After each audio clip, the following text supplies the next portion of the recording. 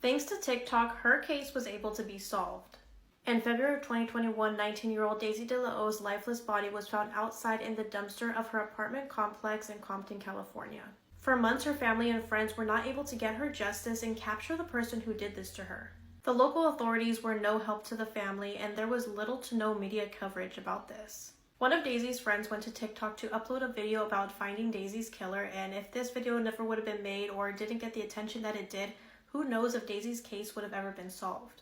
My Friend Daisy is a new true crime podcast produced by Paris Hilton. Yes, you heard that right, the Paris Hilton. This podcast dives into the story about 19-year-old Daisy DeLaO and how TikTok played a major role into finding her killer. Make sure to check out the link in my bio so you can listen to the new podcast, My Friend Daisy. Have you ever heard the conspiracy theory that the Titanic actually didn't sink, and if it did, that it wasn't an accident? The Titanic was built by a company called White Star and was being financed by JP Morgan as well as two other boats as part of a luxury passenger line. The other two ships in this line, as well as the Titanic, was the Olympic and the Britannic. And it's important to note that the Titanic and the Olympic were nearly identical. Prior to the Titanic sinking, the Olympic was having a lot of issues. It had recently gotten in a collision with another ship and was proven at fault, which was not good for insurance or JP Morgan's bank account. The Olympic was leaning to the left. It was pretty much on its last leg, and the insurance company was not going to cover it, so it would be a total loss for White Star and JP Morgan. So the theory states that to save this from happening, the White Star and JP Morgan switched the Titanic and the Olympic, so they still had the Titanic, a ship in working order, and the ship that they were pretty much going to have a total loss at, they would get the insurance money if it sank. And that they would have another ship called the SS Californian there to pick up all the passengers, so no one was actually supposed to die. And there was this other passenger ship, the Californian, that was out when the Titanic sank, a passenger ship that had no passengers, only blankets and sweaters, by the way. But that the Californian thought that another ship was the Titanic, which is why they didn't get to him fast enough. There's a lot of discrepancies about the way the Titanic looked in documented footage of when the Titanic was being built and then the ship that actually sank. So kind of like the Titanic when it was being built had 14 portholes and the Olympic had 16, but the ship that actually left that day ended up sinking had 16 portholes. The windows of the Titanic also looked a lot different than the day it was built versus the day that it sank. It looked a lot more like the Olympics. And if you remember me saying that one of the main issues with the Olympic was the fact that it was leaning to the left, well, the day that the Titanic departed, people remember seeing it leaning to the left. Also, JP Morgan, a lot of his friends, and a lot of other A-listers canceled their trip to go on the Titanic right before, kind of like they knew that it was gonna sink. Or it's very possible that sinking the Titanic had nothing to do with money and was actually a ploy to end the lives of a large amount of influential people. Turns out JP Morgan was in favor of the Federal Reserve, and a lot of the people that ended up passing away on the Titanic were voting against it. I've fallen down this rabbit hole many times, and I don't think it's implausible for something like this to happen, especially in the time period. People in my live chat this week were asking me to sprinkle in more conspiracy theories instead of just true crime cases, so I think I'll do it every Thursday. Don't think I'm ready to call it Conspiracy Theory Thursdays, but for the sake, let's just say Conspiracy Theory Thursdays. A 2-year-old was beat to death because a grown man believed she was possessed by a demon. On June 25, 2015, a woman named Bonnie Flynn had been walking her dog along the shoreline of Deer Island in Boston Harbor when her dog had stopped at a garbage bag that had washed onto shore. Thinking it was just trash, Bonnie used a seashell to carefully cut it open. First, she found a blanket, then children's clothing, then a swarm of flies. And with one final cut, the legs of a small child fell from the bag. The toddler's remains were so badly decomposed that investigators couldn't identify her. Authorities released a computer-generated image of the little girl, and soon millions of people only knew her as Baby Doe. For months, nobody knew who she was. Then a friend of a woman named Rochelle Bond saw the image and immediately recognized the child. The little girl found in Boston Harbor was 2-year-old Bella Bond, and the truth behind her death was devastating. Bella spent her short life surrounded by addiction and neglect. Her mother, Rochelle Bond, struggled with addiction, and witnesses later described Bella being screamed at, mistreated, and even locked inside of a dark closet while she cried to be let out. Then in May of 2015, Bella refused to go to sleep and began throwing a tantrum. Rochelle's boyfriend, Michael McCarthy, went into the toddler's room to calm her down. Instead, he repeatedly punched the 2-year-old girl in the stomach and abdomen. By the time he finally stopped, Bella's tiny body had gone limp. When Rochelle entered the room, Michael claimed that Bella was a demon and that it was her time to die. Prosecutors later revealed that he was heavily addicted to and obsessed with the occult, but the nightmare wasn't over. Instead of calling for help, Bella's body was hidden inside a refrigerator for weeks. Eventually, Michael stuffed her remains into a bag, weighed it down with metal equipment, and dumped it into the Boston Harbor, and they almost got away with it. In 2017, Michael McCarthy was convicted of second-degree murder and sentenced to life in prison with the possibility of parole after 20 years. Rochelle Bond pleaded guilty to larceny and being an accessory to murder. She received time served and probation. What do you guys think about this case? Leave your thoughts in the comments below. On April 16th of this year, 25-year-old Michaela Standridge posted this cryptic message on her Facebook page. 5 days later, she disappeared. Michaela was last seen running out of a house that she was staying at near Concrete, Washington on April 21st. After running out of the house, she called 911 and could be heard screaming for help, but shortly after the call went through, her phone disconnected. Michaela made her last phone call approximately 15 minutes later to a family member, but she vanished right after and hasn't been seen or heard from since. The Skagit County Sheriff's Office arrived to the area where the 911 call was made not long after, but didn't find anyone who needed help.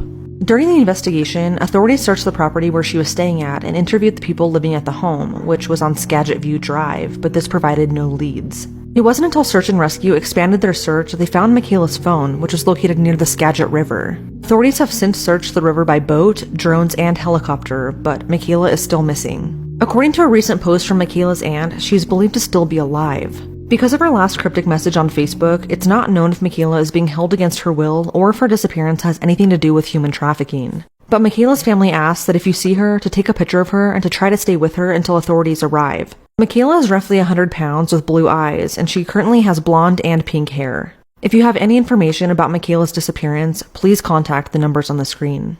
A 2-year-old was beat to death because a grown man believed she was possessed by a demon. On June 25, 2015, a woman named Bonnie Flynn had been walking her dog along the shoreline of Deer Island in Boston Harbor when her dog had stopped at a garbage bag that had washed onto shore. Thinking it was just trash, Bonnie used a seashell to carefully cut it open. First, she found a blanket, then children's clothing, then a swarm of flies. And with one final cut, the legs of a small child fell from the bag. The toddler's remains were so badly decomposed that investigators couldn't identify her. Authorities released a computer-generated image of the little girl, and soon millions of people only knew her as Baby Doe. For months, nobody knew who she was. Then a friend of a woman named Rochelle Bond saw the image and immediately recognized the child. The little girl found in Boston Harbor was 2-year-old Bella Bond, and the truth behind her death was devastating. Bella spent her short life surrounded by addiction and neglect. Her mother, Rochelle Bond, struggled with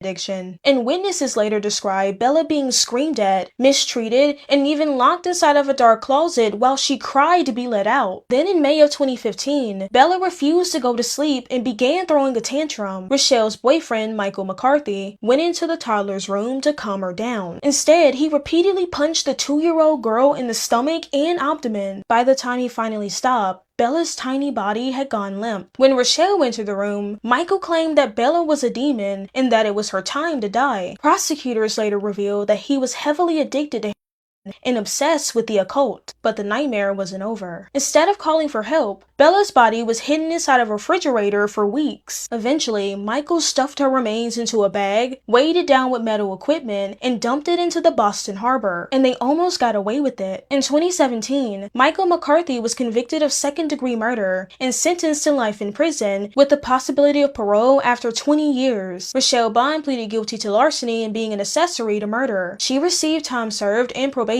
What do you guys think about this case? Leave your thoughts in the comments below. She was a normal, happy mother of 2, so why on her way home from a lovely family camping trip did she end up killing herself and 7 other people? It was the 26th of July 2009 on a warm Sunday in New York. Diane Schuler was a 36-year-old mum. She had a 5-year-old son called Brian and a 2-year-old daughter called Erin. On the weekend in question, she'd actually been camping with her family at Hunter Lake Campground, and a large group of them were heading home to Long Island that day. They'd had a really nice time, in fact, so good that the campsite manager waved them off at the end of their trip, and the kids actually all leaned out of the car and said how they couldn't wait to go back. And Diane was known to be a great mum and aunt. She was a good wife, a responsible and reliable employee, which is why what happened next is so unsettling. Like I said, Diane was heading home with her family. There was an agreement that she would drive the minivan with a bunch of the kids, and her husband Daniel would drive home in a car with the family dog. Diane had with her in the car multiple passengers, 5 children in fact.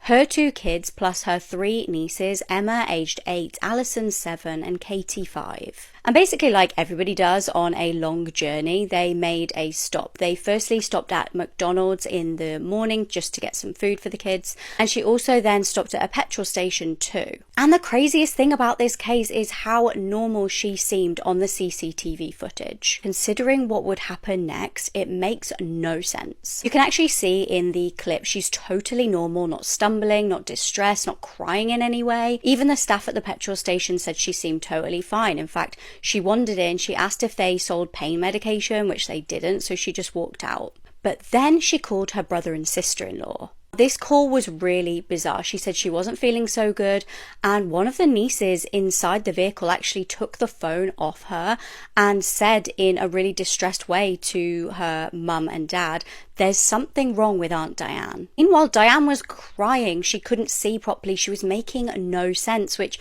was really concerning considering she was driving all of these kids. You'd think at this point of the journey she would probably stop. She would park somewhere. She would maybe get somebody to come and pick these kids up, but no. She then totally vanished. She actually left her mobile phone at the side of the road. Obviously, nobody could then get in touch with her, and they were extremely worried. Desperately concerned, Diane's brother tried to race to the last known location that they were at. On the telephone call, he'd asked his daughter, "Whereabouts are you?" and she'd read a road sign apparently. He jumped in his car and raced to try and find them, but it would be too late. 911 calls tragically started pouring in. Drivers had been terrified. A minivan had been swerving in and out of traffic really dangerously at high speeds. This van was like dangerously cutting in and out of lanes, honking really aggressively at other drivers as well. Then the van did something totally unexpected. It started driving the wrong way into oncoming traffic. Suddenly, a terrified woman called police, and you can hear this heartbreaking telephone call on the documentary of this case. It's so devastating. The woman basically explained that there'd been a massive car crash and there were kids not moving. Diane had driven the wrong way down the Taconic Parkway for almost 2 miles at an estimated 85 miles an hour. She smashed head-on into a car carrying 3 men. Now, this was an elderly dad, his son, and their friend. They'd all been on their way for Sunday lunch. All 3 men were dead. This was 81-year-old Michael Bastardi, his 49-year-old son Guy, and their friend 74-year-old Dan Longo. 8 people in total in this car crash died, including Diane herself.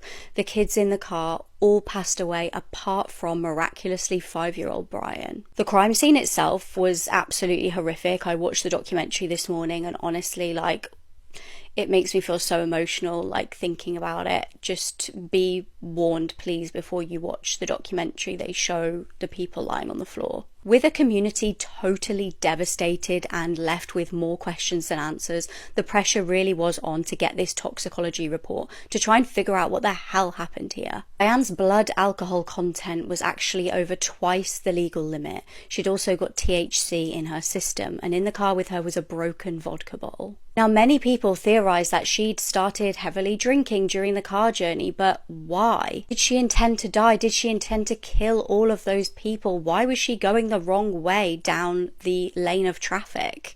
What happened on that journey from the campsite? They'd all seemed so happy at the campsite. Now, Diane's husband strongly denied her drinking. He said she would never drink drive, and he believed that she'd experienced some kind of freak medical emergency. To this day, there's so many theories out there. I'm so interested to hear what you guys think happened, but still, nobody knows for certain what happened and why Diane did what she did. He adopted a baby girl just to eventually take her life. Matthew Scully Hicks and his partner Craig had a healthy, loving relationship, and soon after they got married, they decided they were ready to start a family. They worked with the courts to become approved as adopters, and they were just ready to open their hearts and homes to a new baby. This is when 10-month-old Elsie was placed into their care. About a month and a half into their care, problems started to arise. Matthew had took Elsie to her primary care doctor because of a leg injury that happened while Matthew was taking care of her. Matthew told the doctor 4 days prior that Elsie was pushing a baby walker when she leaned back, twisted her legs when she fell backwards. Her injury was consistent with the fall, so no concerns were raised. However, as the months passed, Elsie would continue to have more injuries with new stories for every one of them. Social workers continued to check in on the family, and even though Elsie was having these injuries, it seemed like she was being well cared for. On May 25th of 2016, around 6 p.m., Matthew was changing Elsie's diaper. He then put her into a onesie and laid her back on the floor while he went to the other room to throw away the diaper. Matthew stated that Elsie was happy and calm, but once he went back to the room where she was unresponsive. She was laying on her back on the floor with her eyes open, staring blankly. She was not breathing, and she was still. When first responders arrived to the scene, they took her to the hospital, and unfortunately, they took her off life support and she passed away. At this point, Elsie's family had no idea what had happened or what caused her to decline so rapidly.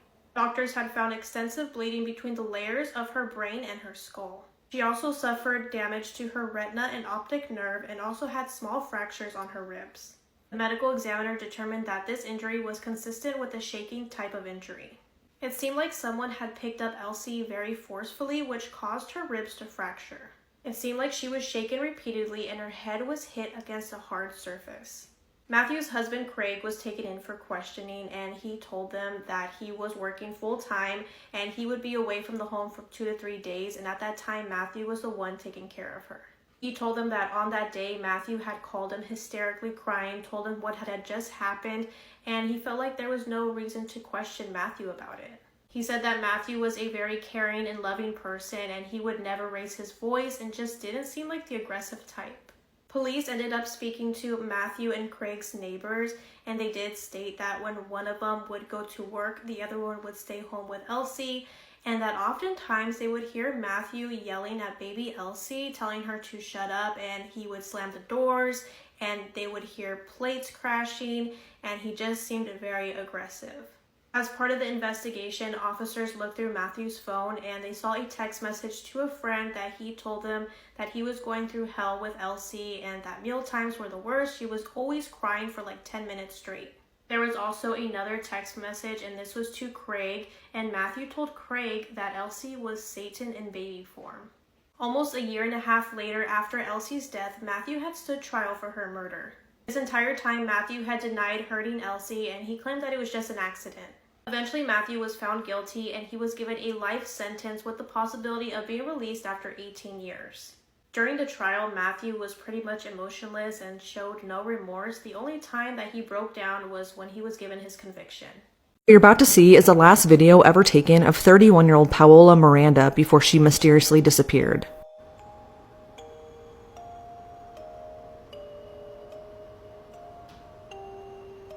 Paola was reported missing on December 17, 2021 after visiting family in Orlando, Florida. The next day, she was spotted by hikers wading in the Wikiva River, and it was there that they captured that final video of her. She then disappeared and has never been seen again. 3 days later, Paola's car was found at the Wikiwa Springs State Park with her phone and keys still inside. Authorities have since searched by boat, plane, drones, cadaver dogs, and have even used an underwater camera system, but no trace of Paola has ever been found. According to FloridaStateParks.org, swimming in the Wikiva River is not permitted, and I'm assuming that's because there are likely alligators and other dangerous animals there. I'm wondering if that's why the hikers recorded Paola that day. Her family confirmed that she struggled with schizophrenia and bipolar disorder, which could have confused her and caused her to become lost that day, but they don't know if that played a factor in her disappearance. At this point, her family just wants her story to continue being told because she could be anywhere, and according to them, they fear that she could have also possibly been trafficked. So they have reached out to the FBI to investigate. If you have any information regarding Paola's disappearance, please call the number on the screen.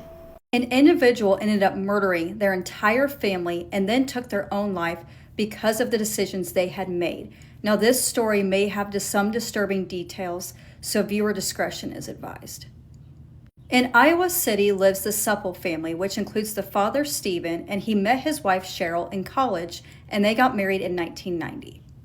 Now, Stephen and Cheryl wanted to have a big family, but Cheryl was on a lot of medications for allergies and was afraid she would never be taken off these medications. So they decided to adopt. So 8 years into their marriage, they adopted their first child, a little boy from South Korea named Ethan, where his mother abandoned him when he was first born. So over the next 7 years, the family would adopt 3 more children from South Korea. In 1999, they adopted Seth, in 2002, Mira, and then in 2005, Eleanor. And it appeared that the family was doing great. Stephen was working as a VP at an independent bank, and they were living in a very nice house. The kids were going to private Catholic school. They had, private sessions for music. It seemed like the family was just doing great. Now, looking from the outside, it looked like the Supple family had it all, but it was not the case.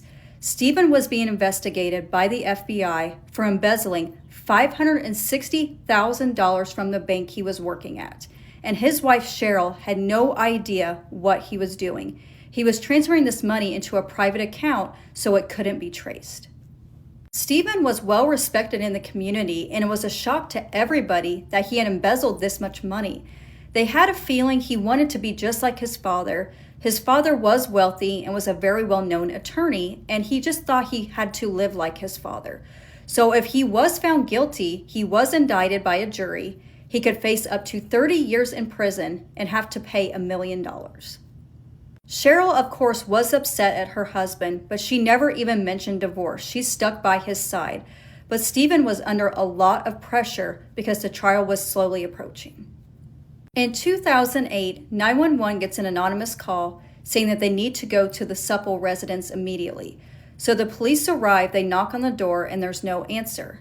They decide to see if the door is unlocked, and it is. So they enter the home, and they find the bodies of the Supple family, which included Cheryl and the 4 kids, but there was no sign of Stephen. So while they're investigating the Supple residence, they get another call that there was a horrible car accident on I-80, where a minivan had crashed into a concrete barrier and the car was on fire, and they were unable to get the driver out, and the driver ended up passing away. Now, they're not quite sure who the victim is because they had been burned, and it would take some time to identify this victim. So in the Supple residence, on the kitchen counter, they found tons of family pictures along with a 7-page story where Stephen had confessed to murdering his entire family. He said he was sorry for what he had done, and this is the best way out. So he first starts with his wife. He went up to the bedroom, beat her to death with a baseball bat, and then put a bag over her head. He said in his confession that Cheryl was the love of his life, his best friend, and described this as a mercy killing. Then he took his kids, put them in the minivan in the garage with himself, put the door down, turn the minivan on, and hopefully they would all die peacefully from carbon monoxide poisoning. But he figured it was going too slow and it was not working. So he took the kids back up into their bedrooms and did the exact same thing to the children what he had done to Cheryl. Now, along with the 7-page confession, Stephen had also called the home and left voicemails.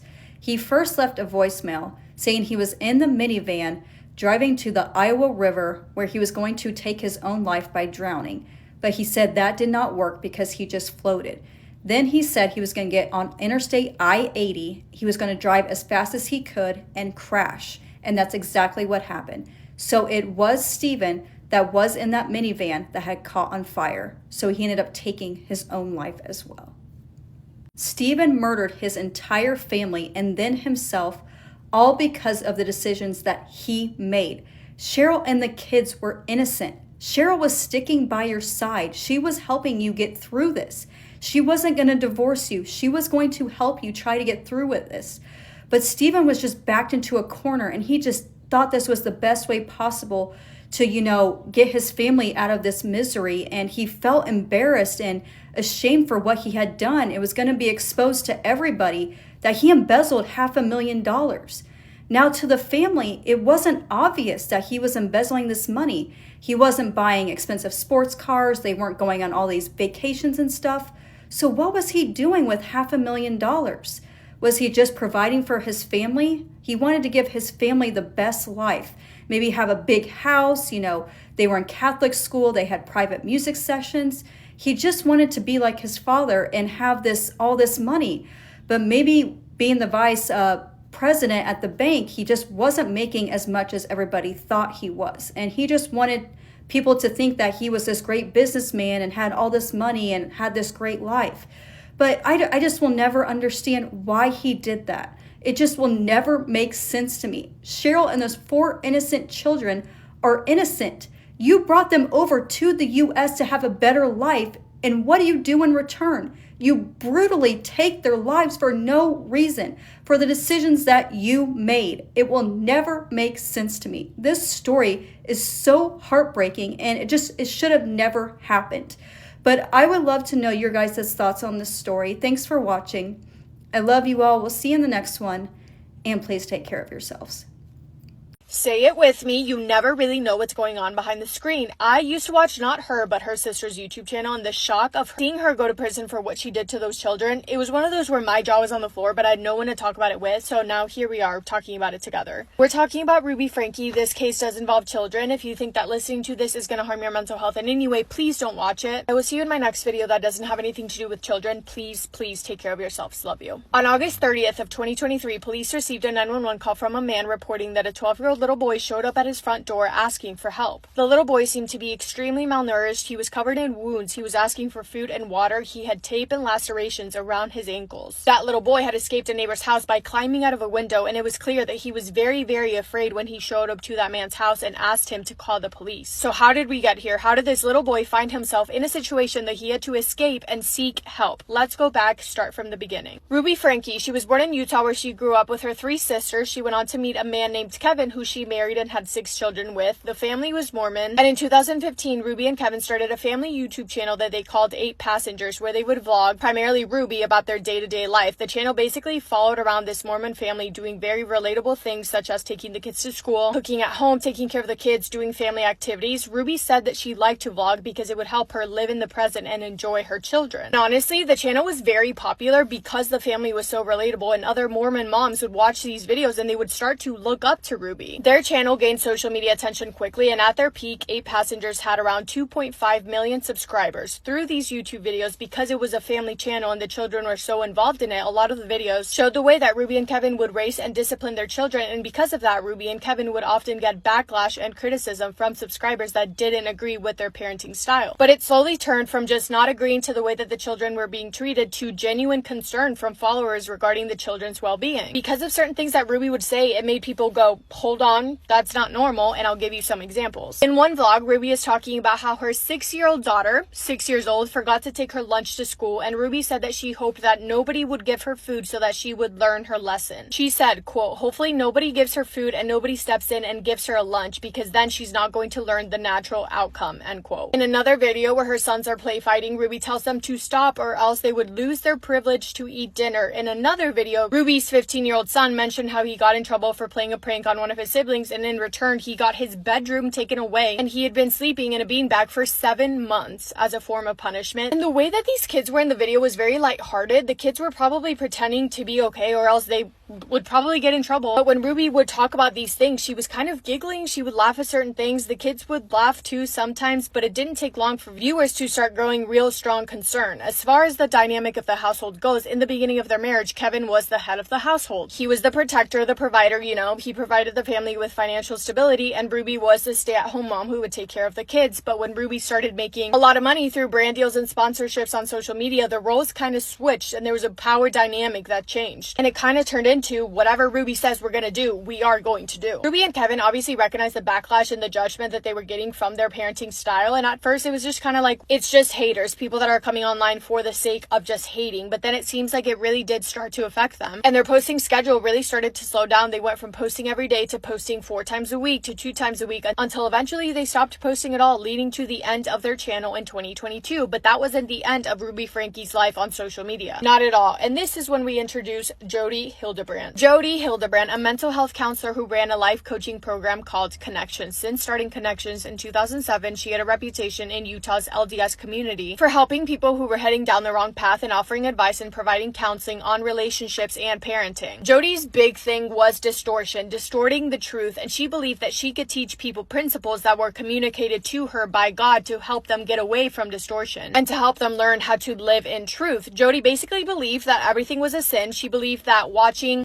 was a sin, and if you watched it once, you had an addiction and you needed severe help. Jody advocated for leaving spouses because if something was wrong in your relationship, it was the man's fault because he wasn't living in truth. It said that she hated men and would try to isolate people from their partners. In her group Connections, it was kind of structured to reel you in my opinion, brainwash you and make it basically impossible for you to leave. This is a quote from Ruby later describing the beliefs that Jody installed in her. Quote, "I was led to believe that this world was an evil place filled with cops who control, hospitals that injure, government agencies that brainwash, church leaders who lie and lust, husbands who refuse to protect, and children who need abuse," end quote. Yeah, it sounds mental because it is. Jody gives off very, very, very strong cult leader vibes, in my opinion. So, Ruby met Jody in 2019 when she was looking for advice in parenting, and Jody was a therapist for Ruby's son and then for her daughter, and she would give Ruby all these new rules and regulations to implement in her family, as well as advice for her and Kevin's marriage. Around 2020, maybe 2021 was when things started to get really weird and really bad. Ruby basically lost it. Ruby would get into trance where she would allegedly believe that she was in heaven speaking to God and Jesus. She would lock herself in a room with Jody, and apparently God would talk to them and give them missions to complete. Ruby would fixate on religious beliefs and talk about the devil, demons, and possession. She labeled her kids as satanic, and another time when describing her son, who she believed to be satanic, she said, quote, "He slithers and sneaks around looking for opportunities when no one is watching." As far as Kevin, the closer that Jody and Ruby got, the more distant Ruby and Kevin got, because Jody was able to convince Ruby and Kevin that there was something wrong with Kevin that was affecting their marriage, and in order to work on himself and fix his issues, Kevin had to go. Around the summer of 2022, Ruby invited Kevin to leave the family house so he could go work on himself because his attitude was infesting the family. Those are her words. Ruby said the only way for their marriage to survive would be for Kevin to leave, and Kevin would not be allowed to contact any of them unless Ruby contacted him first, which I read was only around 3 to 4 times throughout the next year. He told his older daughter, quote, "Once I'm better, I'll come back and we can be a happy family again. I will be gone for at least a year." And I believe the oldest son was also invited to leave the home, and he left as well. I'm not sure where. I assume to live with some family members. Maybe he left to go with his dad. I'm not 100% sure, but the oldest daughter was gone as well. She was away at college. Shortly after Kevin left, a neighbor realized that it seemed like the rest of Ruby's 4 youngest children had been left at the house alone for days while Ruby and Jody disappeared to who knows where. The kids were also forced to do demanding physical labor. They were denied food for days at a time and were left to stand in the sun for hours, as well as sleep outdoors as punishment for being evil and manipulative. A welfare check was requested on the children at least once, but nothing ever really came from that. From May through August of 2023, it seems like Ruby and the kids were staying partly at her house, but mostly at Jody's house. And then we get to August 30th at 10:46 a.m. when Ruby's 12-year-old son showed up at the neighbor's house. The neighbor called 911 and told them that the little boy had escaped from Jody's Hildebrand's house. The boy had suffered injuries to his wrist and ankles, including damaged muscle and tissue from ropes and handcuffs that had been used to bind him. The boy later told officers that to treat his wounds, either Jody or Ruby would put cayenne pepper and honey on them and cover them with duct tape. The little boy also told officers that his sister was still at Jody's house. And when authorities arrived and searched Jody's house, they found the boy's 9-year-old sister inside of a closet with her head shaved. She was sitting cross-legged in a darkened closet, and for hours she wouldn't move or talk to officers because she was so scared. The little girl was also extremely malnourished, with open wounds and duct tape around her arms and legs. Ruby and Jody were both placed under arrest and each charged with 6 counts of child abuse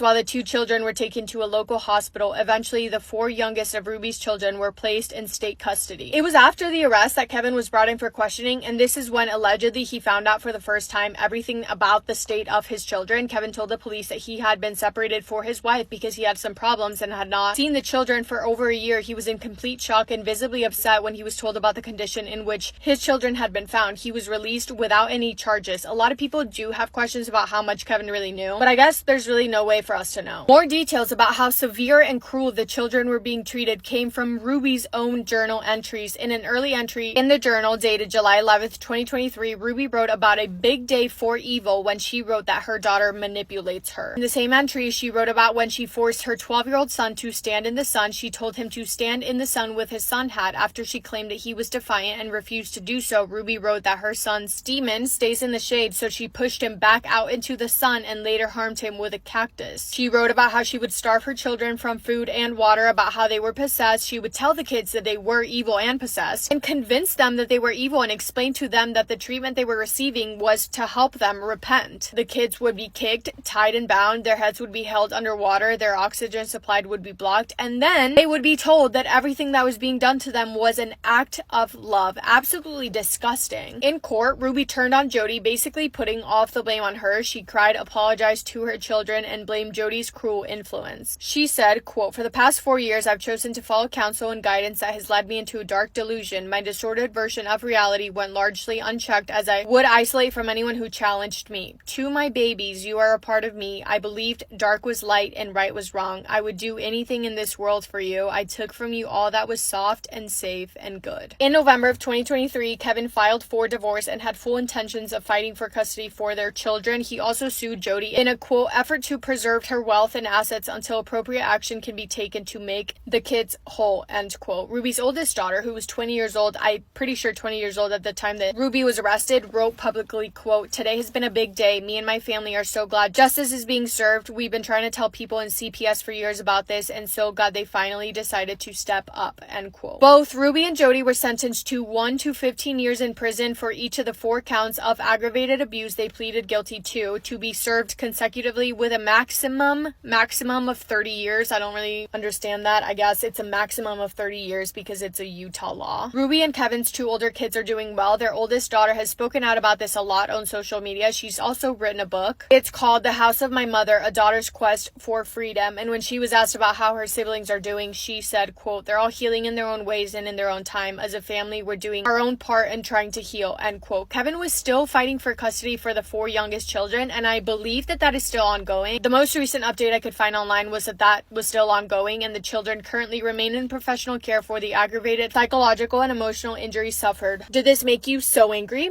Because it made my blood boil. That is all I have for today's case. Thank you for spending time with me today. If I missed anything, comment it. There was so much information on this case, so I'm sure there is something I missed, but I want to know what you guys have to say about this, because when it's mothers who do things like this to their own children, I will never understand it. But that is all from me today. I hope you guys are all having the best day. If not, go do something to make it the best day. Make somebody happy, and I will see you in my next video. Massive kiss on the forehead to every single one of you. When her body was found, her head was being held in place by a dog collar. This is the horrifying case of schoolgirl Leanne Tiernan.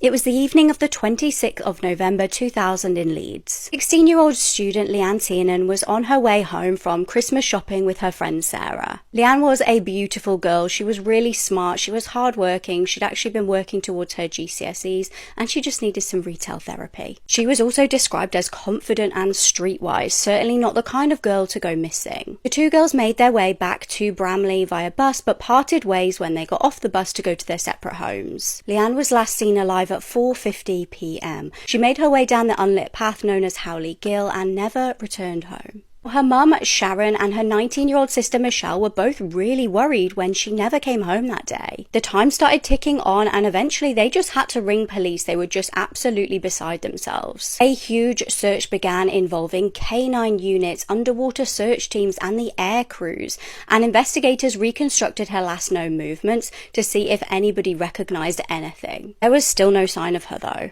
Her dad had been on holiday. Her mum and dad were separated and her dad was just on a separate holiday. He was so concerned he got a flight straight home to try and look for his daughter. The missing girl's parents made emotional appeals to the public, and some well-meaning members of the public did come forward to say that they thought that they had seen Leanne, but it just ended up that they were mistaken. It was just a girl that looked like her. Days turned into weeks and weeks turned into months, and Leanne's heartbroken family had to go through Christmas not knowing where the hell she was. It would be an agonizing 9 months until eventually some devastating news. On the 20th of August 2001, her body was found. It was 16 miles away from her home, buried in a shallow grave. A dog walker had found a floral duvet and on closer inspection saw the girl's body wrapped inside. When the news reached the press, a retired couple actually did come forward to say that they had seen a man carrying a floral blanket from the boot of his car into those woods. They obviously gave police a description of the man. When Leanne's autopsy was done, there were some horrifying revelations. A tight dog collar had been holding her head in place and she'd been tied up with cable ties. A knitted scarf was also tied round her neck, which just so happened to contain other human hair. They managed to DNA test this and find a match. It was local delivery man John Taylor. Another DNA profile was also found on Leanne, but this just so happened to be dog DNA. And shockingly, at John's house, when the police searched it, they found the dog. But very big warning here, if animal stuff upsets you, please turn off now. The dog was no longer alive. They found 4 dog skeletons at John's house, one with a crushed skull. Police believed that he killed the dog to try and get away with this. He knew that the DNA of the dog would be on the collar, so he just killed it. Cable ties round Leanne's wrists were tested and found to have been manufactured by a company who sent almost all of them off to the Royal Mail, and bear in mind that John was a delivery driver. This made sense. Detectives also found carpet fibres on Leanne's jumper, which just so happened to be an exact match to the carpet in John's house. Now, John had actually made pathetic attempts to rip up his carpet, but he'd left little bits on like the corners of the room. It transpired that John was no ordinary delivery man. Although his neighbours described him as a normal bloke and trustworthy, it just goes to show you actually never really know who your neighbours are. He was hiding some disgusting secrets. He enjoyed hurting animals and going hunting for fun, and he would post adverts online for women to sleep with and travel all over the world to sleep with them. He'd previously been married. It reminds me of that meme, like Part 37, who the fuck did I marry? And he had a son and a daughter, but his wife had actually filed for divorce. On the day in question, Leanne had walked home alone and he was lurking in the woods. He'd suddenly grabbed the unsuspecting child from behind, covered her mouth and blindfolded her. He tied her up, essayed her and strangled her to death.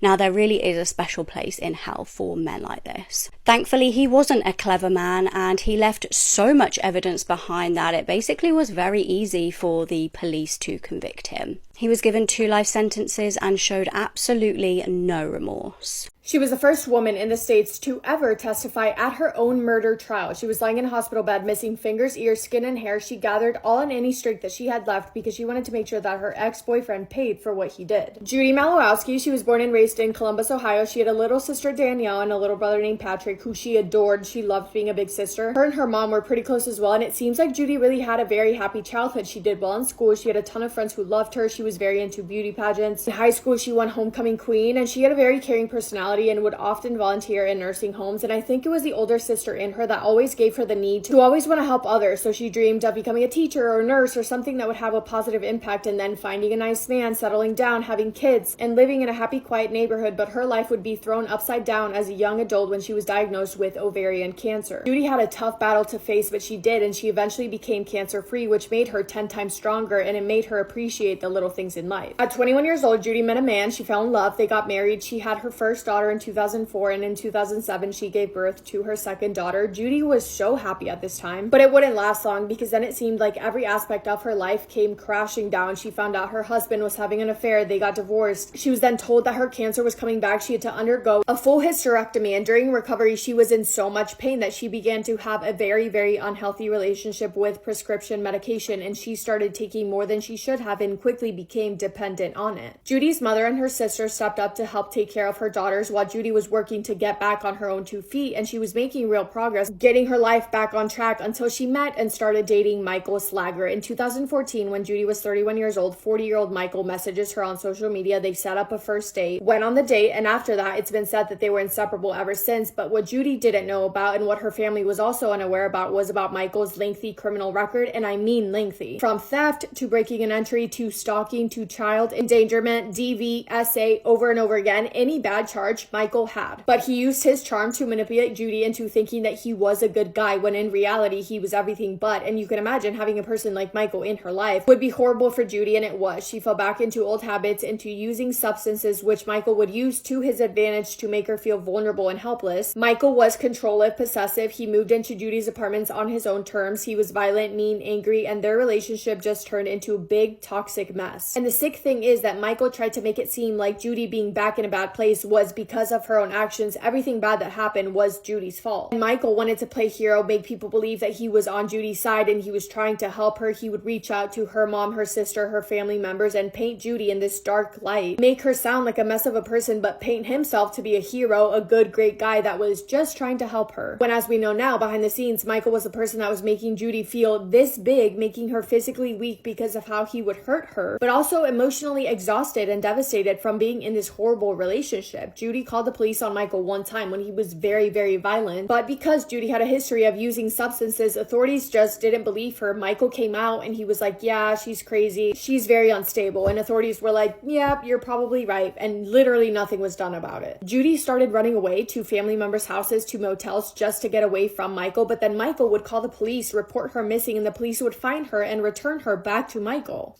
It's unbelievable. 4 months after they started dating, all that happened in only 4 months. On August 2nd of 2015, Judy decided that enough was enough, that the only place that she thought she would be, 1, free and away from Michael, and 2, getting real genuine help would be at a rehab center. She decided that that would be the best decision for everyone, especially for her daughters. What made the most sense was for her to get away for a little bit and get help. So she tells Michael, and Michael says, great, cool, I'll give you a ride. They get in the car, they start driving, they stop at a gas station. Judy and Michael are arguing, things are escalating and getting really heated. Judy gets so angry that she throws her soda all over Michael. And Michael is furious. He is livid. He walks to his truck, he grabs a canister of gasoline, and he pours it all over Judy, dousing her entire body in gasoline. Surveillance footage from a place across the street then shows what Michael did next. He walks to his truck, he grabs something, he walks back over to Judy. What he grabbed was a lighter. This entire time, Judy is screaming. She's yelling at the top of her lungs at Michael to stop. She's screaming for help. Michael didn't care. Of course he didn't care. He had one intention and one intention only, to make sure that Judy would suffer. He made eye contact with Judy. His eyes were black,